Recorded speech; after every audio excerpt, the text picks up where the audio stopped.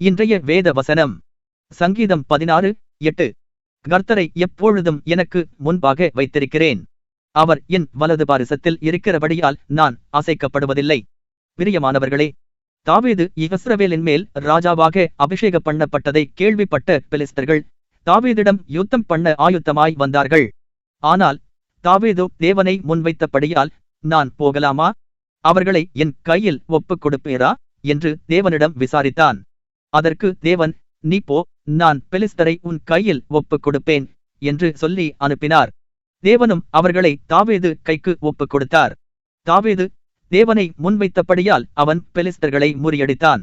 இன்றைக்கு உங்களுக்கும் ஏதாவது ஒரு பிரச்சனை, நெருக்கடிகள், சிக்கல்கள், தொந்தரவுகள், போராட்டங்கள், பகைகள் என எதுவாக இருந்தாலும் கவலைப்படாதீர்கள். எப்பொழுதும் தேவனை முன்பாக வைத்து பாருங்கள், ஒன்றும் உங்களை அசைக்க முடியாது. கர்த்தர் உங்களை ஆசீர்வதிப்பாராக.